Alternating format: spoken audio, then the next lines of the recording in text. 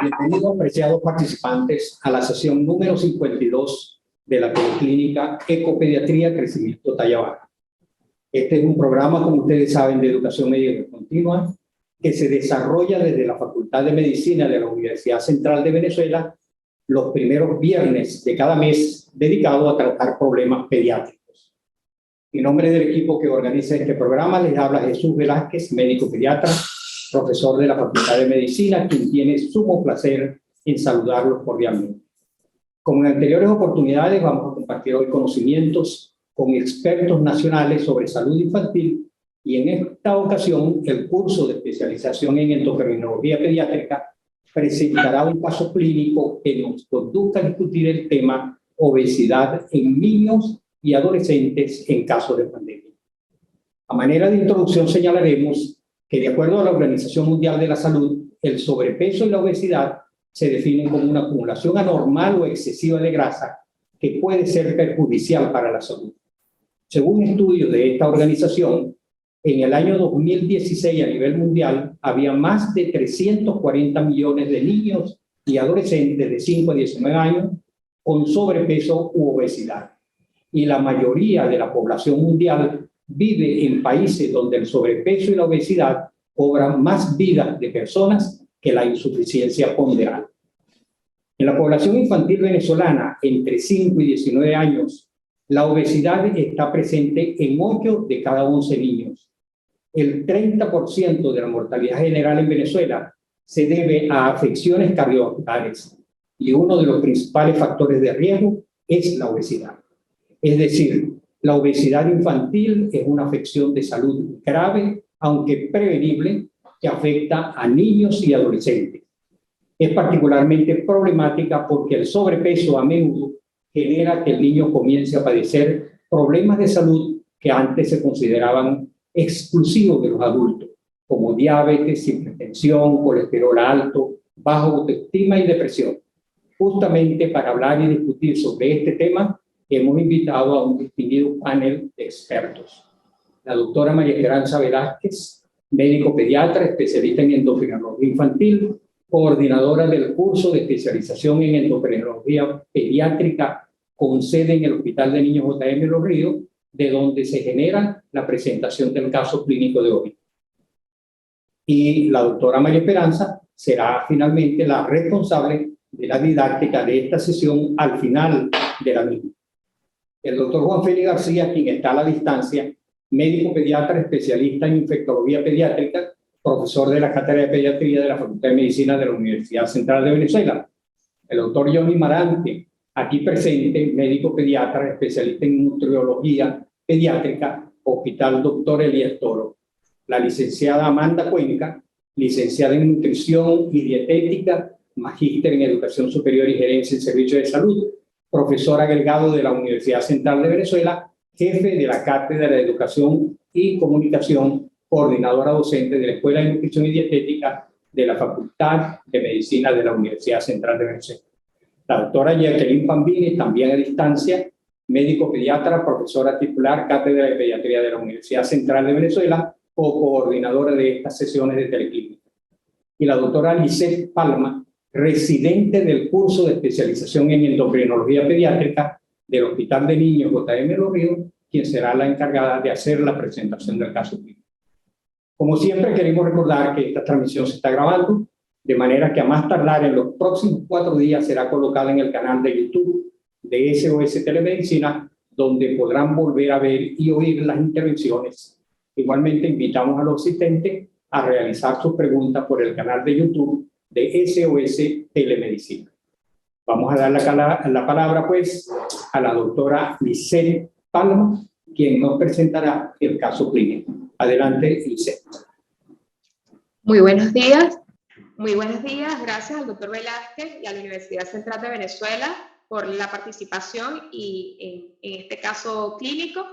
Mi nombre es Lisette Palma, residente del primer año del posgrado de endocrinología infantil del Hospital J.M. de Los Ríos, y a continuación tengo el gusto de presentar el siguiente caso clínico.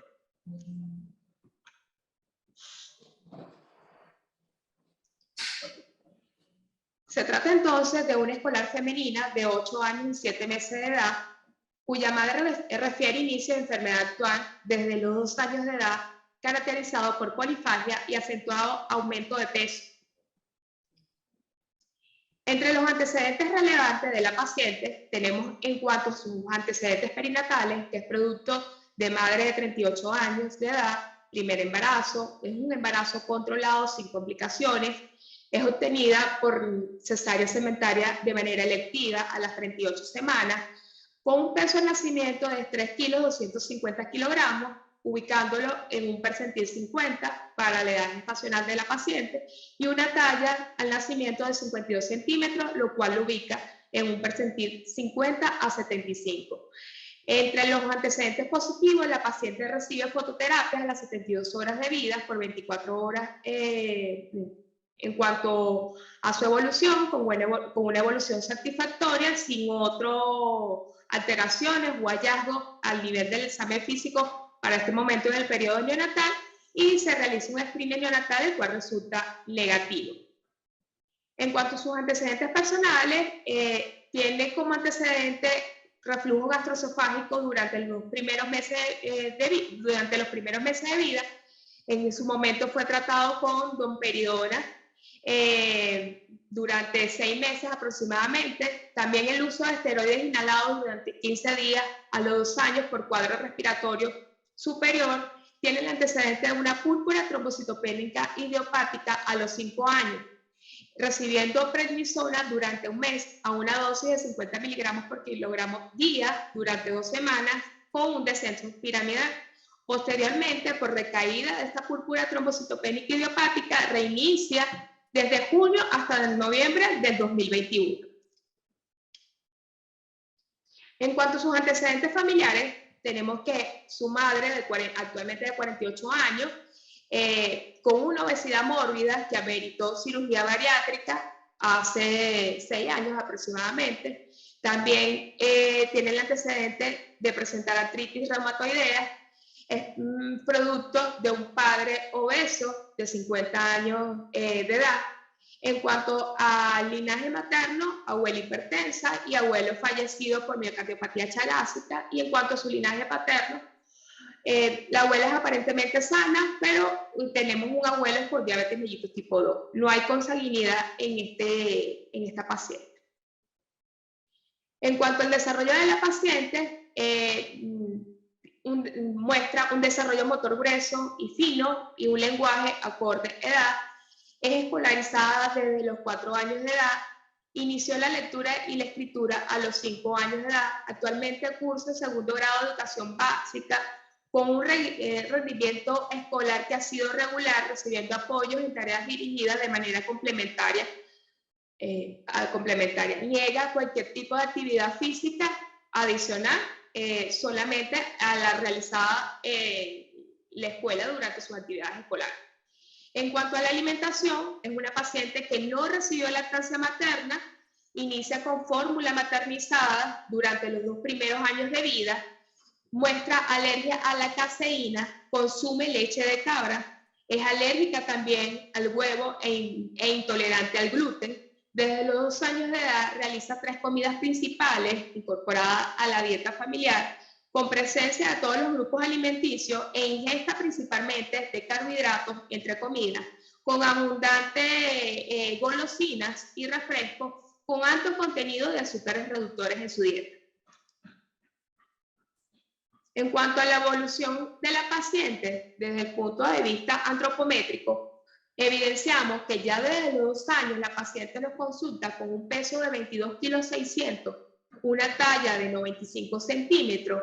Eso nos hace ubicar la paciente con un peso ideal para la talla de 15 kilos 400. Ya para estos 2 años y 4 meses de edad, la paciente tenía 7 kilos por encima a su peso ideal para la talla. Actualmente la paciente cursa con un peso de 67 kilogramos, una talla de 144.4 centímetros, con un peso ideal para la talla de 36.5 kilogramos. ¿Sí? Cuando calculamos el índice de masa de esta paciente, evidenciamos que posee un índice de masa corporal de 32, eso lo ubica por encima del percentil 97 para la tabla Fundacredez. De manera gráfica, aquí podemos ver cómo ha sido el patrón de crecimiento, tanto de altura como a nivel de lo que sería el peso de la paciente, y evidenciamos que siempre se ha mantenido por encima del percentil 97, con un aumento en cuanto a la velocidad de su peso, que ha sido exorbitante, por así decirlo, ¿ok? Siempre se ha mantenido por encima. Cuando lo ubicamos también en las gráficas de índice de masa corporal, evidenciamos que la paciente siempre, desde los 2 años de edad, que fue su primera evaluación, se ha mantenido por encima del percentil 97. En cuanto al examen físico actual de la paciente, es una escolar que se encuentra en buenas condiciones generales, con signos de acantosis nígrica a nivel de lo que serían las regiones axilares, en la región posterior del cuello. Hay un aumento del panículo adiposo generalizado.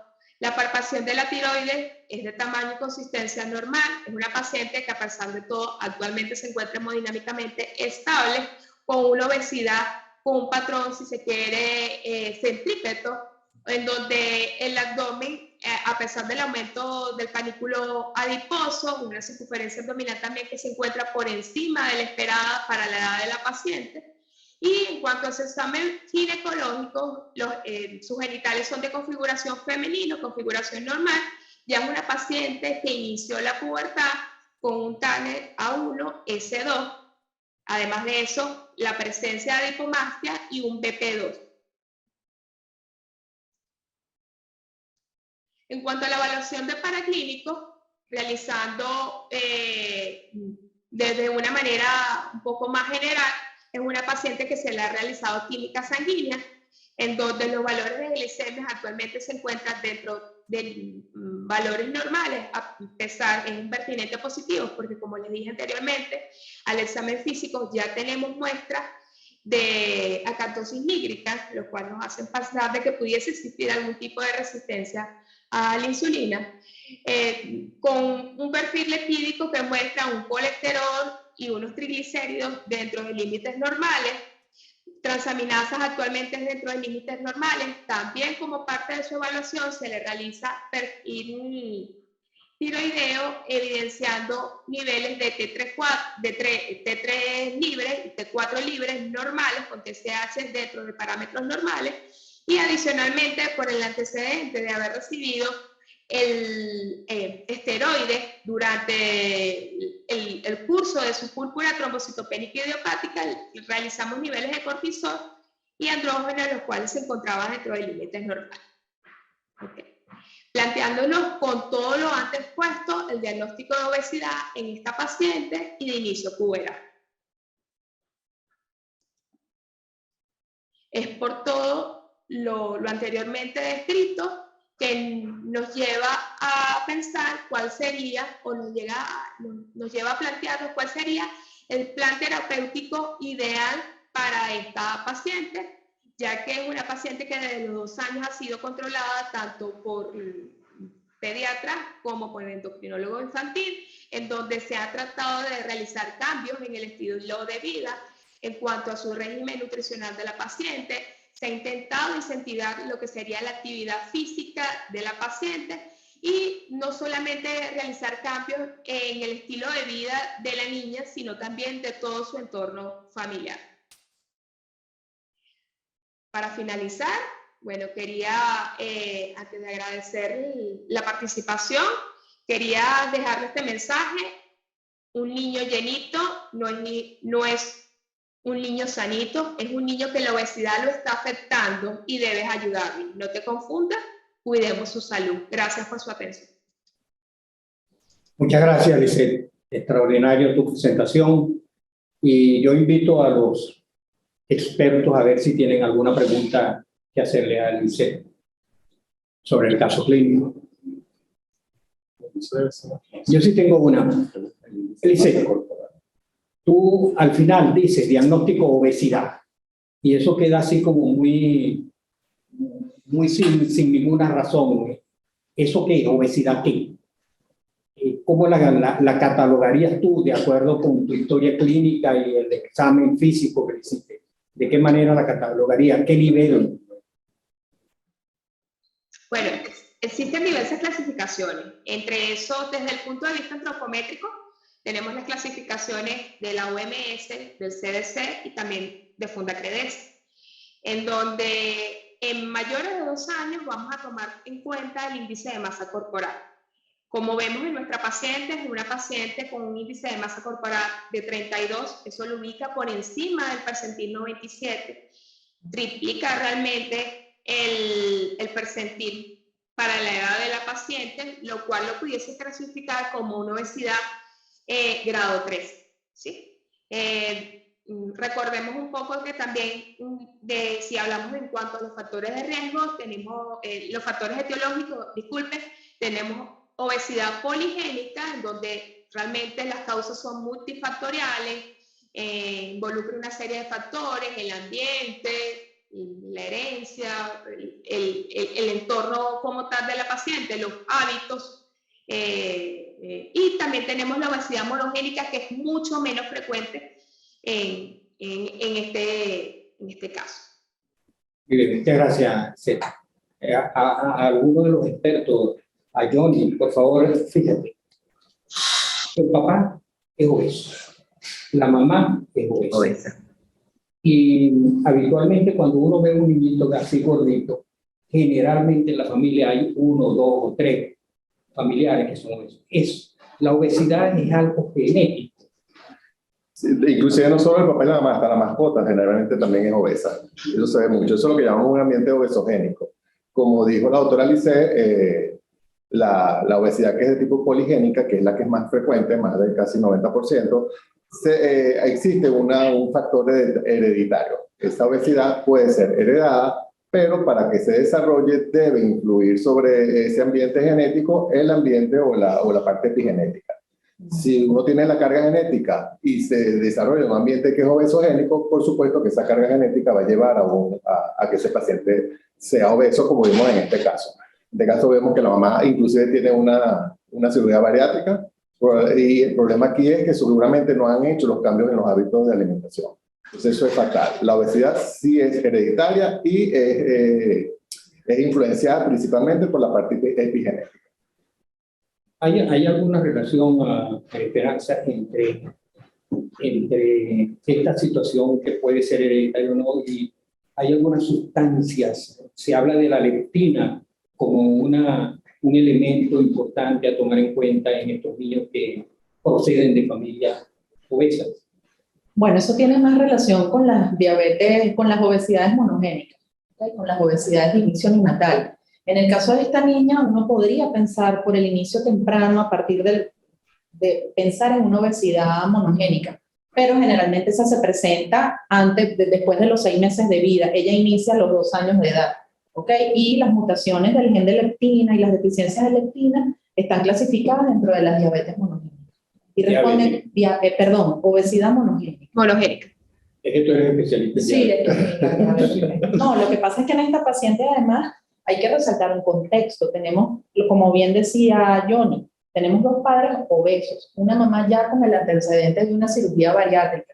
Además de eso, tenemos un factor de riesgo adicional, que es el diagnóstico de una púrpura trombocitopénica a los 5 años, con una administración de esteroides a pulsos importantes, a unas dosis importantes, que como bien sabemos también pueden perturbar el metabolismo. Entonces tenemos además un factor de riesgo sumado, que es un tratamiento crónico con esteroides, que puede llevar una ganancia de peso. Ya están describiendo en esta niñita la presencia de acantosis nígrica.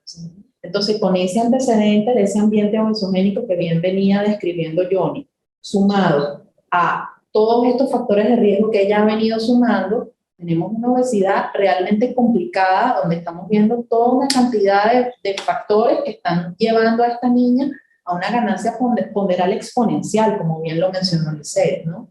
Entonces, es complicado. Es decir, ¿me quieres decir que existe una relación directa entre el uso de esteroides y obesidad?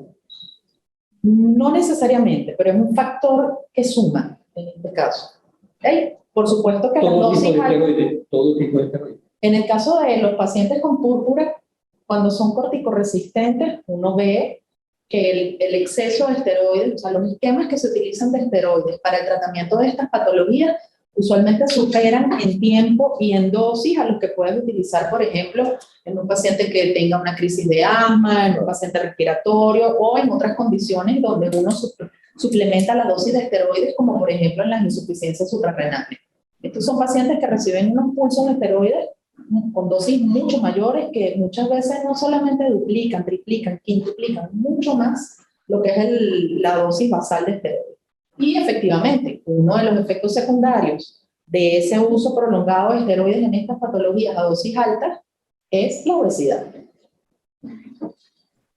¿Cuál es el análisis que usted hace, doctora Cuenca, de este paciente? Bueno, ella está inmersa en un ambiente de malos hábitos alimentarios y de estilos de vida inadecuados. De hecho, por lo que narraba la doctora, ella desde el momento que nace no le dan lactancia materna. Y de acuerdo a la Organización Mundial de la Salud, los niños que no reciben lactancia materna exclusiva durante sus primeros 6 meses de vida tienen más probabilidad de desarrollar sobrepeso o hasta obesidad. Entonces ya ahí empezamos con un factor. Luego vemos que la lactación, a pesar de que no tenemos muchos datos, ¿verdad? Esa introducción de los alimentos no fue muy regular porque algo leí que tuvo alergia a la caseína, alergia a otros alimentos. Ahí vemos que quizás la mamá no fue introduciendo los alimentos de una manera que el niño pudiera tener un desarrollo sano y saludable. Posteriormente, estos hábitos alimentarios, a la medida que la niña crece, se van acentuando con el consumo de chucherías, con el consumo de dulces, y ahí vemos también algo que está pasando en la actualidad, que es que los alimentos con alto contenido energético ahorita van más hacia el consumo de todo lo que llamamos los ultraprocesados, ¿verdad? La Organización Mundial de la Salud, a través de la clasificación NOVA de alimentos procesados, nos dice que esos ultraprocesados son todos los alimentos que tienen más de 7 ingredientes y que sus ingredientes, ninguno es natural, todos son procesados. Entonces, la carga calórica es muy alta. Entonces, tenemos alimentos altos en azúcar, altos en grasas, especialmente en grasas saturadas, y, por supuesto, altos en carbohidratos, que es el caso de ellos, que además son fáciles de adquirir porque son económicos. Que entonces son todas estas galletas, los refrescos, las pizzas, las comidas listas para servir. Entonces ella está inmersa en ese ambiente, lamentablemente. Es decir, en líneas generales, si quisiéramos introducirnos dentro del mundo de la alimentación como un factor importante, ¿cuáles serían esas indicaciones o cuáles serían esos alimentos que pueden generar mayormente y a qué edad se le podrían atribuir la génesis de la obesidad de la niña? Bueno, lo que hablé, lo primero es darle lactancia materna a los niños por lo menos durante los primeros 6 meses de vida. Y luego el niño no debería consumir azúcar como tal, ¿verdad?, en sus alimentos, sino hasta después del año. No debemos darle azúcar agregada, tampoco debemos darles alimentos ultraprocesados. Un niño debería consumir alimentos ultraprocesados solamente cuando va a una fiesta, cuando va a una reunión, es decir, una vez a la semana o 2 veces a la semana, porque si no va a ir acumulando calorías. Y si a eso le sumamos la inactividad física que tienen la mayoría de los niños con los videos, los juegos, eso es lo que nos produce que, por supuesto, hay un desbalance y hay un aumento de peso. Muy bien, muchas gracias. Jacqueline, en este momento, en esa fase incipiente de abuela, y tienes muy cerca tu nieto, y eres experta en lactancia materna, ¿qué le dirías? Yo le hice la repregunta a la profesora precisamente para destacar la lactancia materna como un elemento importante en estos primeros 6 meses de la vida, por lo menos. Sin embargo, cuando nosotros vemos en el consultorio a los niños, tanto las abuelas como las madres dicen, es que mi hijo no come, y él está bien de peso, está dentro de los percentiles, sin embargo no come. ¿Qué le dirías tú a esa madre? Comenzando por volver a apoyar lo que es lactancia materna, desde el embarazo, después del parto y en esos 2 primeros años de vida que es tan importante. Un bebé, por experiencia, incluso con lactancia materna, es el bebé que al 6.º mes come. Generalmente es un niño que ha estado expuesto ante la leche materna a todos los sabores, los olores y todos los condimentos que ha recibido la madre a través de la leche. Entonces, la alimentación complementaria, si se quiere, también es un poco de arte, el arte de la paciencia y de saber con qué alimento vamos a iniciar y con una buena guiatura del personal de salud, pues la persona que sabe de nutrición, el pediatra, médico general, quien tenga en su mano pues la guiatura de esos inicios de la alimentación. Pero como bien lo dijimos, coincidimos todos en que tiene que ser alimentos no procesados, preparados en casa, sin aditamentos de azúcar. Y el ambiente, yo creo que el ambiente es bien importante, pues que llevando a cabo la práctica de abuela y no como pediatra, es importante estar en calma, en un ambiente agradable y que el niño vaya sintiendo que el alimentarse es un acto social y que lo disfruta con sus padres. Y si, bueno, no tienes ese ambiente que decimos obesogénico, pues más a favor, todo esto fluye.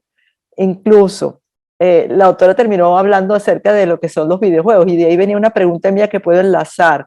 Cuando hicimos la historia, se nos dice que el niño tiene poca actividad física y como estamos hablando de épocas en pandemia, es verdad, pues estuvimos en momentos en poca actividad, más el factor agregado que es el tiempo en pantalla, el tiempo en videojuegos. Entonces también debemos hacer esa pregunta en la historia clínica. Lisette, no sé si también eso pudieron haberlo averiguado. Ajá. Me faltó comentarlo, pero la paciente pasa más de 6 horas en pantalla. Sí. Entonces esa es la otra pregunta que le dicen una vez los padres, es que el niño no le gusta hacer ejercicio. Pero no es literal que no le gusta hacer ejercicio, es que pasa 6 horas en pantalla. Entonces vamos como a equilibrar las actividades de los niños. Y bueno, como abuela después los comentarios son en privado. Bueno, muchas gracias a los que están conectados, al doctor Simeón Anzola, al doctor Germán Rojas, me imagino que está desde Margarita. No, España. Desde España, bueno. Saludos, Germán. Tú que manejaste parte de este caso, ¿tú crees que la familia está en línea general interesada en que este bebé, en esta niña, pueda rebajar de peso? ¿Existe interés? Y no solamente en este paciente, sino en los pacientes que tú has visto, como decía. ¿Ves interés en la familia en que reduzca el peso? Qué pregunta tan difícil. Sí. Esa la hace Porque Dalmacia, realmente, ¿sabes? sí. Sí, la hace Dalmacia. Hola Dalmacia, un abrazo. Qué pregunta tan difícil, porque ciertamente, y me imagino que es la experiencia de la licenciada Cuenca y de Johnny, y la tuya también, Dalmacia. O sea, es un paciente que ha acudido a todos sus controles médicos, no ha perdido una cita, ha sido referido al nutricionista, ha conversado con un nutrólogo, ha estado en continuo con nosotros, nos lleva a los laboratorios que solicitamos y manifiesta cumplir el plan de alimentación. Sin embargo, cuando tú conversas con la niña, te das cuenta de que efectivamente no hay un cumplimiento de las medidas nutricionales, tampoco de las sugerencias de cambios en el estilo de vida, a pesar de que los padres insisten en que realmente sí hacen el esfuerzo de hacer el cumplimiento.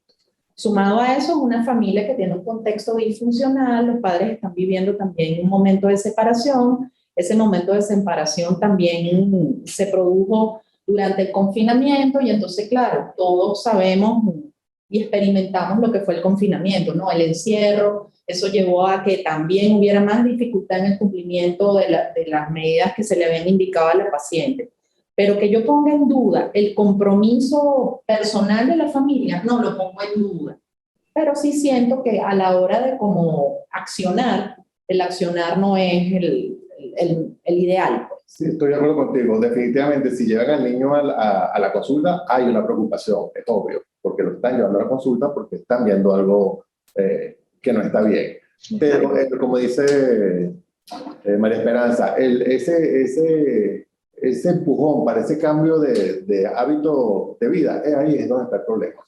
Porque generalmente los papás piensan que el problema es del niñito. O sea, el niñito es el que tiene que hacer ejercicio, el niñito es el que tiene que comer vegetales, el que tiene que comer fruta. Y no, eso es, la terapia debe ser familiar. Toda la familia debe trabajar en la misma base. Que el niñito no le gusta hacer deporte, le aseguro que usted le pregunta al papá que si el papá hace deporte y tampoco lo hace. Entonces, es un círculo vicioso que es muy, muy, muy difícil de romper, porque eso viene de generaciones atrás. Una persona, un papá que no hace ejercicio, obviamente no van a motivar a ese niño a hacer ejercicio. Entonces, ahí el problema es ahí. La preocupación de los padres está, el problema es hacer ese cambio que necesitan. Hay otro aspecto ahí interesante, doctora, antes de que se me escape, y es el tema de la actividad física en los niños. Tenemos como un paradigma de que tiene que ser un deporte, de que tiene que tener un entrenador, de que entonces tenemos que invertir dinero de repente porque tenemos que pagar unas clases de natación o tenemos que pagar unas clases de fútbol. Y realmente, mientras el niño es pequeño, por ejemplo, esta niñita lo que tenía al inicio del control eran 3 años, uno puede más bien incentivar la actividad lúdica, o sea, bájalo al parque, que se monte en los columpios, que corra, busca una vecinita con la que pueda jugar al escondite, bájala con un balón, bájala con la hula. O sea, tratar de incentivar esa actividad lúdica que al final es actividad física y que permite también al niño recibir la luz solar, que sabemos que es bien beneficiosa para efectos de vitamina D, y además de eso, el compartir con otros compañeros y aislarlo de las pantallas y de los videojuegos por ese espacio mientras está jugando, digámoslo así, al aire libre. O sea, yo me puedo llevar a mi niñita a los próceres con unos patines, con un monopatín, con una bicicleta, y perfectamente eso corresponde a la hora mínima de actividad física que debería ser un niño al menos, ¿no? Nosotros estamos hablando de la responsabilidad de la familia y obesidad en niños que aparentemente son como preescolares y hasta escolares. Ahora, y en los adolescentes. Usted, un adolescente obeso, ¿usted le ve interés en reducir su peso? Sí. ¿Y de qué manera podría eventualmente reducirlo? En el adolescente obeso, una de las cosas más importantes en el tratamiento es la educación nutricional. Con el adolescente hay que hablar mucho y hay que darle elementos que lo motiven a bajar de peso. Pero muchas veces los médicos cometemos el error de que el elemento motivador que le damos es decirle, mira, tienes que perder peso porque de grande puedes presentar diabetes o hipertensión o una dislipidemia.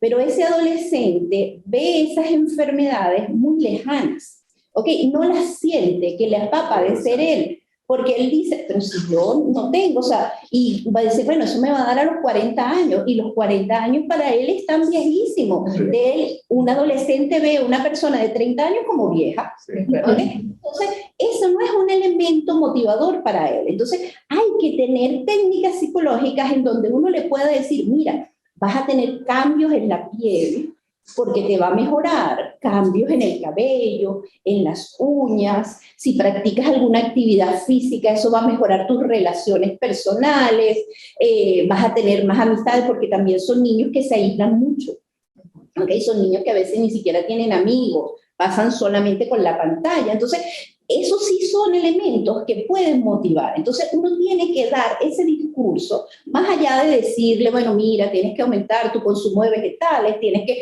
bajar el consumo de azúcar. Hay que orientarlos hacia que ellos vean que, oye, si tengo acné o si tengo algún problema, quizás me pueda mejorar perdiendo de peso. Y de esa manera va a tener un elemento que lo va a ayudar a cambiar. Por supuesto, eso va a influir mucho en el medio, porque el niño, como decían los doctores, aprende, por ejemplo, y cambia, por ejemplo. Si en mi casa comen chucherías, pizzas, hamburguesas, y a mí me dan un plato de ensalada, es como si me estuvieran castigando a mí. Entonces son los padres los que tienen que dar el ejemplo. La mamá, como decía la doctora, la mamá tiene que bajar, o quizá ahorita en los teléfonos hay un sinfín de aplicaciones para hacer actividad física, pero debería hacerlo la mamá con la niña, para que la niña se sienta estimulada y no estoy aislada. Entonces, esa es la manera de más o menos abordar a un adolescente. Una pregunta, Joy. ¿Un niño obeso es un adulto obeso? Pues sí, definitivamente, si no se hacen los cambios necesarios, sí, y el 80% de los niños que son obesos, a la larga van a ser adultos obesos. Eso está demostrado. ¿Estás de acuerdo? Sí, estadísticamente está demostrado. Totalmente. Es decir, ¿creen ustedes que el tratamiento de la obesidad en el niño no sería una especie de vacuna preventiva para esa obesidad y mortalidad mayor en estos pacientes? Yo creo que el truco o Lo que nos va a dar el éxito aquí es la prevención, porque ya un niño cuando es obeso ya es como mucho más difícil el tratamiento por todo lo que hemos dicho, todo lo que involucra, tiene que buscar a la familia, cambios de hábitos. En cambio, creo que nosotros debemos estar más enfocados en la prevención de la obesidad. Es ahí donde tenemos que atacar. Y para eso existen periodos críticos de crecimiento donde esta obesidad puede desarrollarse o no, que son los primeros 1000 días de vida, entre los 5 y 7 años, que es el rebote adiposo. Recordemos que el índice de masa corporal aumenta hasta el primer año, después disminuye y entre los 5 y 7 años vuelve a aumentar para prepararse para la pubertad. Y el tercer periodo crítico es la pubertad. En esos 3 periodos críticos es importantísimo un control adecuado de ese niño, porque, por ejemplo, el rebote adiposo, si ocurre antes de los 5 años, ya eso es predisposición a que ese niño va a ser obeso. Y en ese momento es donde nosotros deberíamos atacar o implementar las medidas correctivas, antes de que ocurra la obesidad. En el caso de pandemia, ¿cree que la pandemia influyó o ha influido en el número de obesos hoy que antes de la pandemia? Creo que no nos afectó. Sí, ¿Tú crees? por supuesto que sí, lo vamos a ver en la didáctica. La pandemia nos afectó en mucho, porque primero nos confinó por un tiempo largo, ¿no? Entonces hay una cantidad de cosas que vamos a ver en la didáctica que nos llevaron a todos a cambiar la dinámica diaria. Entonces la dinámica de la alimentación, la dinámica de la actividad física se modificó, ¿sí? Pero además de eso, tuvimos y tenemos evidencia de cómo la obesidad complicó mucho los casos de COVID. Entonces tenemos dos aspectos. Uno, el cómo ese confinamiento aumentó la obesidad, la frecuencia de la obesidad, y cómo esa obesidad complicó a las personas que padecieron el COVID. Tenemos esas dos vertientes. Qué bueno. Mira, Johnny, a veces uno ve niñitos, varones, en la consulta que son obesos, y tiene la mamá una gran preocupación porque no le ve sus genitales. Parece que no tuviese genitales. ¿Qué le dices tú? Ese es muy común, no niñito, ya cuando van entrando en la pubertad es cuando hay más preocupación, porque impresiona que no está desarrollado. Pero definitivamente eso es lo que se llama un pene embutido. Ese es el exceso de grasa que a nivel suprapúbico hace que ese pene se introduzca dentro de esa grasa y se vea mucho menor de lo que en realidad es. Eso se llama pene embutido, pero generalmente el desarrollo debería ser normal. Al usted hacer las maniobras de... ¿No hay un trastorno endocrino en eso? No, es un motivo de consulta muy frecuente. Es embutido o incluido. Y no hay ningún trastorno endocrinológico de base, simplemente el pobre pene no tiene manera de sobresalir. Porque hay mucha grasa pública. Cuando el paciente pierde peso, usualmente eso se resuelve. Igual que la también es muy motivo de consulta, que generalmente es grasa lo que hay ahí. Mira, ya la doctora Lice dijo inicialmente, cuando le pregunté qué era la obesidad, me dijo que habían algunos parámetros que servían para el diagnóstico de la obesidad. Entonces uno se encuentra que hay el estudio transversal Caracas, hay las curvas de la Organización Mundial de la Salud, hay el CT-Score, hay el... ¿Ah? Eso te lo puedo contestar. Ok, entonces dime, Johnny, ¿qué le vamos a recomendar a los residentes de endocrino y de pediatría y del resto del posgrado y incluso a los pediatras? ¿Qué parámetros utilizar? ¿Utilizamos el índice de masa corporal o utilizamos el CT-Score? ¿O hay que utilizarlo de acuerdo con edades determinadas? Definitivamente el parámetro que se está usando actualmente es el índice de masa corporal porque es un parámetro fácil de obtener.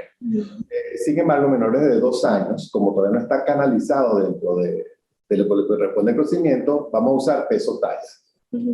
A partir de los 2 años hasta los 7 años podemos utilizar índice de masa corporal usando la referencia de la OMS, sea Z-score o percentil. Z-score generalmente para hacer trabajos internacionales, pero en la práctica clínica a veces preferimos el percentil porque es más fácil de explicar a los papás dónde se encuentra ese niño según la curva. De 100 pacientes, él está en el número 97, en el número 58.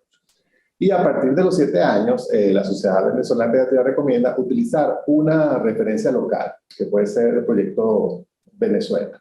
¿Por qué? Porque el ritmo de maduración del venezolano es diferente al ritmo de maduración de los anglosajones. Nosotros maduramos más temprano. Entonces, pudiese haber problemas a la hora del diagnóstico cuando utilizamos una referencia internacional. Entonces, a partir de los 7 años se recomienda utilizar una referencia local. Proyecto Venezuela, o la última que salió del 2006, donde se ven los maduradores tempranos, los tardíos y los promedios. El longitudinal El Caracas. longitudinal Caracas es el último que salió en 2006. ¿Qué escala utiliza el servicio de endocrinología en el curso de especialización que ustedes tienen? La que menciona yo. Y allá en la escuela, Igual en la escuela de nutrición y aquí en el ambulatorio del hospital utilizamos esa misma escala. Utilizamos índice de masa corporal y en los niños pequeños percentiles. Percentiles con un percentil que tenga datos estadísticos venezolanos para que el niño no nos quede muy fuera de ese percentil y no nos dé un error. Exactamente. Jacqueline, ¿tú tienes alguna diferencia con relación a esta evaluación de... No, estoy de acuerdo con el uso de las curvas y tablas, e incluso en algún momento histórico de la enseñanza se veía como subestimado el uso de nuestras propias valores de referencia nacionales, pero ya está bien explicado por los expertos la importancia por la cual debemos estar siempre apegados a los valores de ellas. ¿Cuáles son, profesora, lo que usted ve en la práctica como complicaciones de la obesidad? Lo que nos debe preocupar de la obesidad.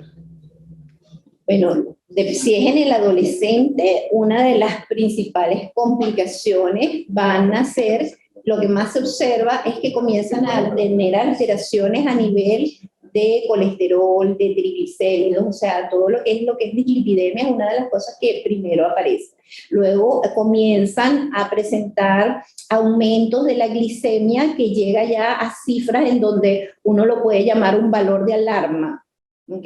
Que eso nos dice que este paciente ya está con mucha predisposición, o tiene mucha predisposición a presentar diabetes, aparte de, por supuesto, todos los componentes de ese círculo vicioso en el cual cae el adolescente que puede tener sobrepeso o tiene ya obesidad, de que puede disminuir de peso, pero luego entonces tiene ese efecto rebote, y entonces cuando ya nos llega a los 20 años ya puede ser un obeso con mucho peso, con un índice de masa corporal muy elevado. Esas son las principales complicaciones. Bueno, y problemas también articulares, también yo he visto. Es muy importante que es el que más ve el paciente, es el problema a nivel de la esfera social y psicológica. Son niños que son que sufren mucho de bullying, siempre es el gordito, el que le echan bromas. Los medios o las redes sociales lo que te venden son imágenes fuera de la realidad, cuerpos culturales que en forma natural eso no existe. Entonces, y acuérdense que los adolescentes, sobre todo los adolescentes, tienen mucha limitación. Entonces quieren ese ideal y lo peor es que lo quieren en una forma instantánea y rápida. Sí. Entonces eso crea muchos traumas, muchos conflictos a nivel psicológico y social.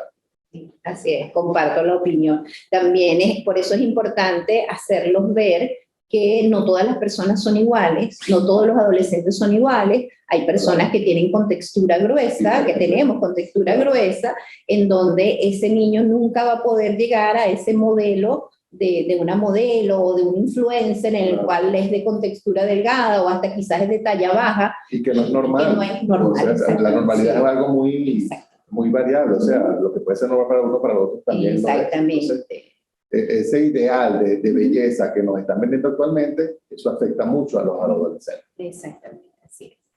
Dígame, y desde el punto de vista endocrino, ¿cuáles son esas complicaciones que podrían generar la obesidad? Bueno, para nosotros quizá el temor más importante es una diabetes, ¿no?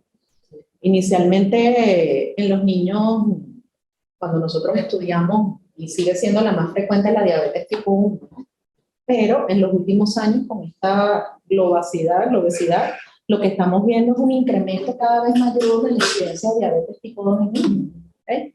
Y lo más grave del aumento de esta incidencia de la diabetes tipo 2 es que pareciera que las complicaciones de la diabetes tipo 2 aparecen más tempranamente en el niño que en el adulto. La evolución hacia la nefropatía, hacia la neuropatía, hacia los eventos cardiovasculares es mucho más rápida en el paciente que hace una diabetes tipo 2 pequeño que en el adulto que hace la diabetes más adelante. Aparte de eso, la parte de la dislipidemia, que ya lo mencionaba la doctora, con ese efecto aterogénico importante que aumenta el riesgo de enfermedad cardiovascular a edades tempranas, ¿no? Asociado a eso, que no lo hemos mencionado, está la parte articular también. Son pacientes que hacen epifisiolisis de cadera, que se lesionan fácilmente, tienen esguinces de tobillo, de rodilla, por el peso. La Entonces, apnea del sueño. hacen apnea del sueño. Entonces eso limita también la actividad física. Entonces tienen muchas complicaciones que abarcan la esfera traumatológica, metabólica, social, emocional, etc. Y otra cosa que vemos con mucha frecuencia en estos pacientes cuando hacemos el examen físico es la talla. Son niños que son más altos de lo normal, inclusive a veces salen del potencial genético de los padres.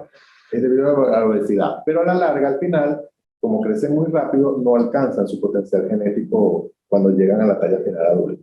Tal vez podría ser lo que está ocurriendo en este niño. Correcto. Sí, ella tiene una talla alta, no sabíamos, hubiese sido interesante ver el potencial genético de este paciente, a ver si está dentro del potencial o está por fuera. Pero vemos que tiene una talla alta, probablemente si no es hereditaria, en lo que llega el desarrollo, Sí. termina de crecer y no alcanza lo que debe haber crecido según lo que heredó. Hay otro aspecto que no mencioné y es la pubertad.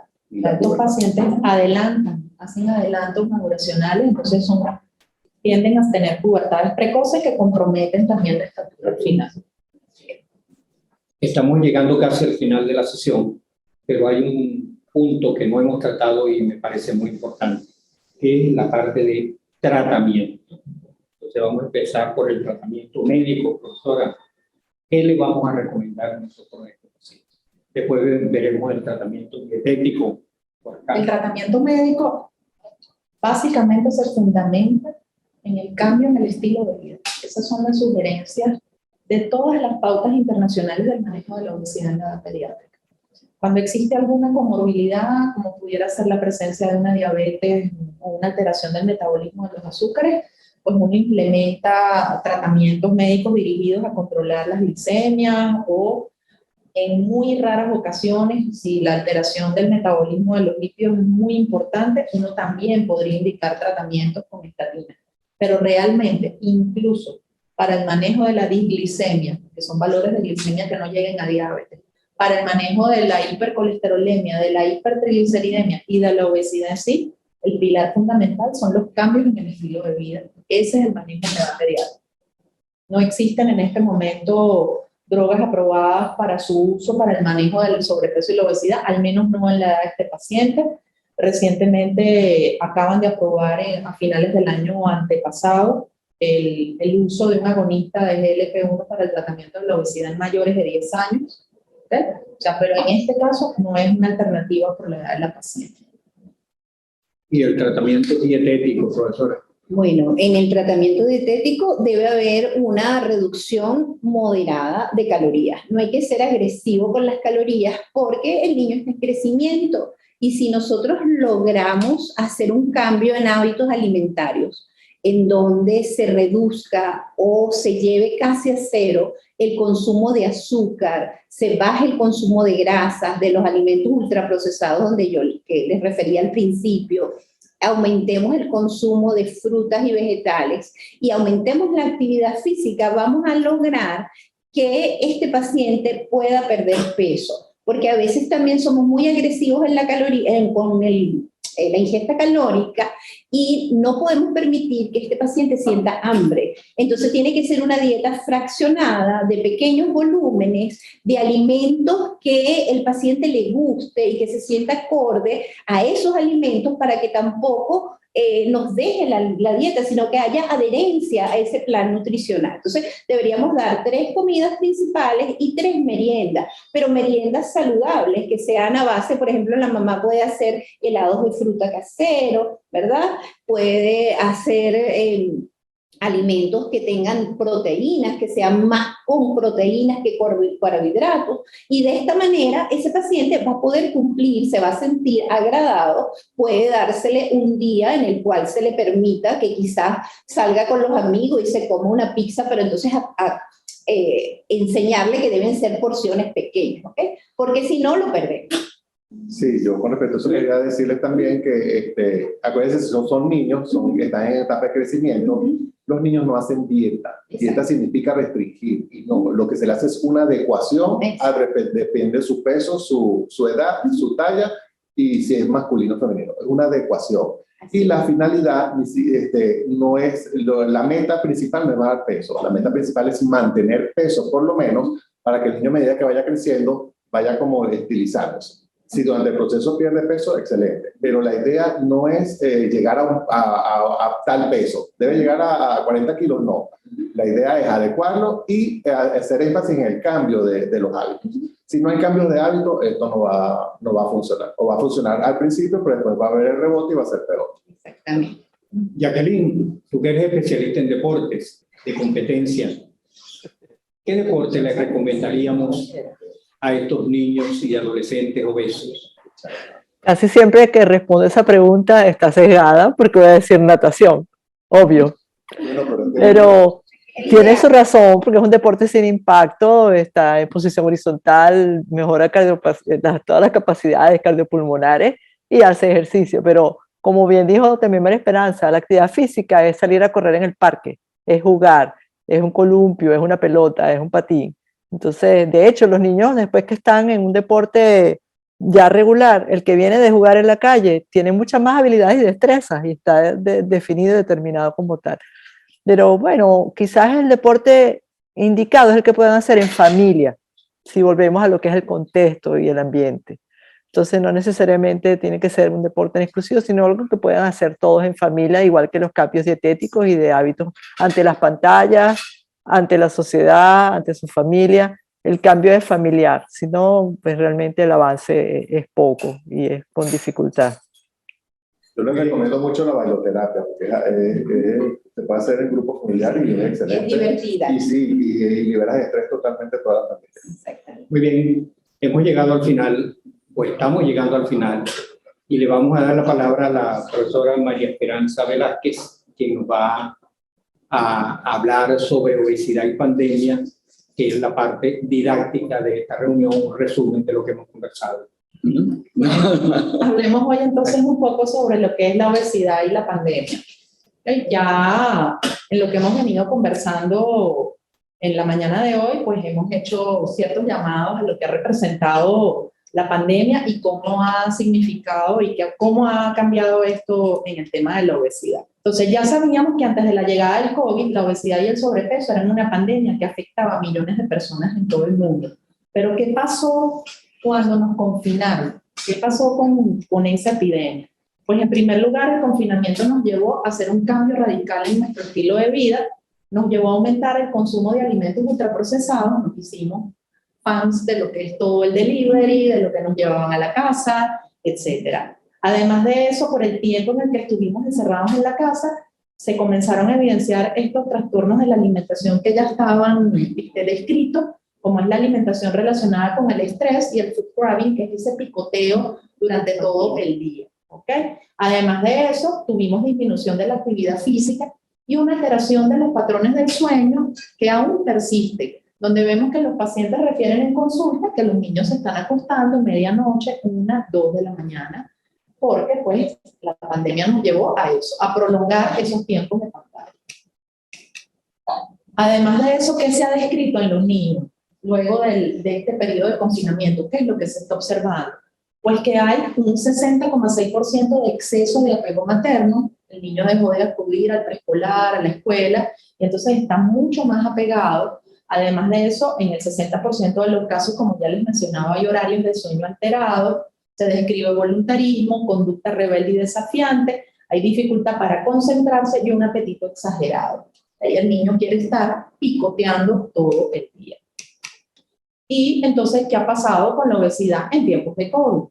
Tenemos que, ya mencionaba, que sigue siendo la obesidad un desencadenante importante de las causas de muerte por enfermedades no transmisibles, donde están incluidas, ya lo mencionaba, cardiopatía isquémica, accidentes cerebrovasculares, infecciones de vías respiratorias inferiores, la diabetes y la enfermedad renal crónica.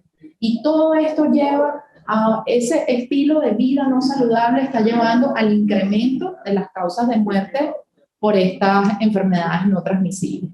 Pero además ocurrió una cosa muy grave que está descrita durante la pandemia, y era que la Organización Mundial de la Salud había previsto una meta donde no hubiera más incremento de los casos de obesidad.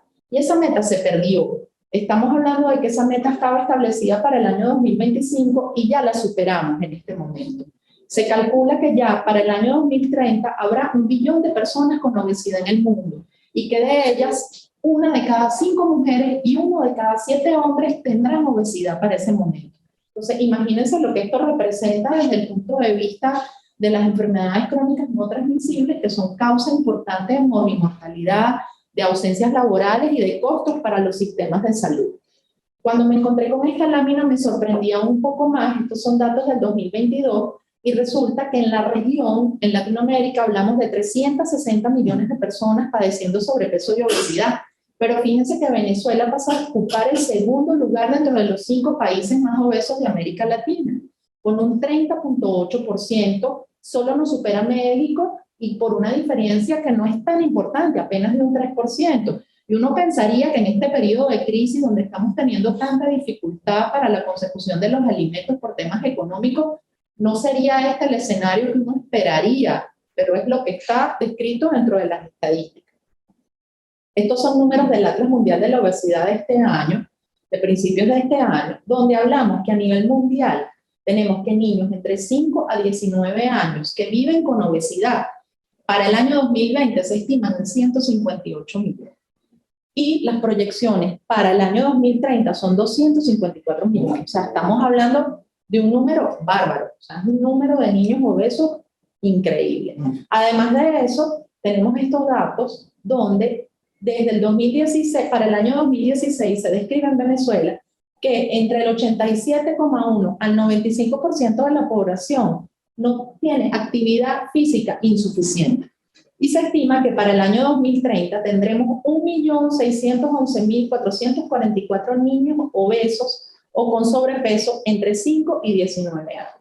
Y más grave aún, este reporte del Atlas Mundial de la Obesidad evaluó la presencia de políticas gubernamentales y sanitarias dirigidas a la prevención de la obesidad. Y fíjense que somos un país donde hay una total ausencia de políticas gubernamentales dirigidas a tomar medidas para evitar este incremento de la obesidad. ¿Okay? Entonces, cuando hablamos de obesidad infantil, como para resumir lo que conversamos la mañana de hoy, tenemos que los factores de riesgo principales son los hábitos de alimentación no saludables, la inactividad física y el estrés psicosocial. Conversamos también hoy sobre la importancia de la herencia, ¿okay? Sobre la importancia del peso al nacer y cómo fue ese embarazo, de cómo se influencia ciertos factores epigenéticos, sobre la lactancia materna y su duración y cómo la ganancia ponderal en los primeros años de vida, bien lo mencionaba Johnny, predice que esa obesidad pueda perpetuarse a largo plazo. Entonces, ¿cuál es la principal consecuencia de la obesidad infantil? Menos tiempo de vida. ¿Okay? ¿Cuáles pudieran ser las complicaciones en la niñez? También lo mencionábamos en la discusión. Problemas de autoestima y depresión, trastornos del sueño como la apnea del sueño, las alteraciones ortopédicas y las alteraciones menstruales. El adolescente y el adulto joven comienza entonces ya a tener evidencia de esas enfermedades no transmisibles como son la diabetes, las enfermedades cardíacas, los accidentes cerebrovasculares e incluso el cáncer. Sabemos que la obesidad es un detonador de la malignidad. Aparte, los trastornos del aparato locomotor, como yo mencionaba, el deslizamiento de la cadera, la epifisiolisis y las lesiones a nivel de las articulaciones, que son bien frecuentes en los pacientes con sobrepeso. Cuando hablamos de obesidad infantil e infección por COVID, ¿qué aprendimos de la infección por COVID? Pues que la obesidad era un factor de riesgo importante que llevaba a la disminución de la capacidad pulmonar, que triplicaba el riesgo de hospitalización, que incrementaba el riesgo de las complicaciones, y también aprendimos que el paciente obeso, y aquí nos referimos a adultos, a mayor índice de masa corporal tenía un mayor riesgo de mortalidad. Pero ¿qué pasó con los niños? Los niños en un principio estuvieron más protegidos porque estaban confinados. ¿Okay? Entonces tuvimos como menos experiencia de qué pasaba con el COVID en los niños. Aprendimos que era un espectro clínico distinto al del adulto, que en la mayoría de los casos el curso era más benigno que en el adulto, pero sin embargo ya estamos viendo que muchos han presentado síndrome inflamatorio multisistémico y estamos evidenciando el síndrome del post-COVID en niños que muchas veces han tenido infecciones que no han sido ni siquiera documentadas, pero que uno sospecha por el contacto con sus familiares con COVID. Entonces, ¿qué está descrito? Porque en la medida en que los niños salieron del confinamiento, si han venido a presentar casos de COVID, entonces estamos viendo que hay ciertos factores de riesgo que se relacionan con una infección por COVID más severa en un niño. Y es cuando son portadores de asma, al igual que el adulto, el paciente obeso, los que tienen diabetes y los portadores de anemia drepanocítica. Entonces, ¿qué pasa con la obesidad infantil y COVID-19? Tenemos que ese COVID-19 puede ser peor cuando hay una comorbilidad prevalente, que lleva una inflamación subclínica que es crónica, que hay una respuesta inmunitaria alterada con una ferropenia, déficit de vitamina D y zinc y enfermedades cardiorrespiratorias subyacentes. ¿Cuál es la respuesta a la vacuna? Pareciera ser muy eficaz, pareciera que nos protege de estas formas graves, de estas complicaciones del COVID en la infancia, pero el tiempo nos dará la respuesta completa, ¿verdad? Lo que sí hemos visto a principios de este año con la cepa Omicron es que los niños tienen tasas de hospitalización 5 veces mayores desde que empezó esta cepa Omicron y que hay un mayor riesgo de infecciones complicadas en los países que tienen mayor prevalencia de sobrepeso u obesidad en los niños. ¿Okay? ¿Por qué estamos viendo estas tasas de hospitalización mayores en los niños? Porque salieron a la calle, porque antes los teníamos más protegidos. ¿Qué estamos viendo nosotros como endocrinólogos? Un riesgo mayor de diagnóstico de diabetes 30 días o más después de una infección documentada. Estamos viendo también tiroiditis autoinmune, trastornos menstruales y recientemente se ha reportado un incremento de los casos de pubertad precoz que uno podría pensar. Entonces, ¿será que el COVID está funcionando como un disruptor endocrino también? ¿Okay? Entonces, son cosas que nos vamos a responder en el curso de este tiempo. Siempre repetimos cuando hablamos de obesidad, y lo hemos hecho en muchas oportunidades en esta teleclínica, que la infancia es una oportunidad única para tener un impacto, no solo en la alimentación, sino en la educación a todos los niveles, para mejorar la calidad de vida y la prevención de las enfermedades futuras. Siempre insistimos en que el manejo de la obesidad en los niños tiene que pasar por la ingesta de menos cantidad de grasas saturadas y azúcares, evitar comer viendo pantallas, servir las porciones de acuerdo a la edad, estimular el consumo de más frutas y verduras y además estimular la actividad física diaria. ¿Okay? Si la epidemia de obesidad infantil sigue sin control, se condenará a muchos de nuestros niños a tener vidas más cortas, así como a las cargas emocionales y financieras de la mala salud que representa la obesidad. Muchas gracias. ¿Alguien de ustedes quiere decir alguna palabra? No, excelente. A mí sí me gustaría acotar algo, que cuando se toman las preventivas, las medidas sí se logra. Fíjense que en la lámina que presentó la doctora sobre los principales países latinoamericanos que tienen obesidad, antes Chile estaba en el segundo lugar, México era el primero y Chile le seguía en el segundo. Y desde el año 2015 Chile ha sacado toda una reglamentación y leyes en cuanto a la alimentación y al etiquetado nutricional, que con estas estadísticas podemos ver que sí funciona. Entonces, tomar las medidas preventivas en cuanto a alimentación sí puede causar efectos positivos. Yo quiero contar como la lámina que presentó María Esperanza, que Venezuela está en el segundo lugar. Recordemos que en este momento tenemos la doble carga nutricional. Tenemos por un lado la obesidad, pero por el otro lado también seguimos teniendo desnutrición, la cual también sigue aumentando. O sea que no es que como estamos obesos estamos mejor, no. Estamos comiendo peor, estamos comiendo más harina, los que pueden comer harina y los demás no. Por eso está la doble o triple carga nutricional, porque se habla de obesidad, de desnutrición y del hambre oculto. Exacto, la malnutrición. Ajá. Sí, así es. Bien. Y como la ausencia de políticas gubernamentales y sanitarias dirigidas a este aspecto, o sea, nos perjudican a nuestra población de manera importante. Muy bien, finalmente queremos informar que este programa se realiza gracias a la alianza del programa SOS Telemedicina de la Facultad de Medicina de la Universidad Central de Venezuela con el proyecto ECO Universidad de Nuevo México, Estados Unidos, bajo la coordinación del profesor doctor Héctor Arrequera.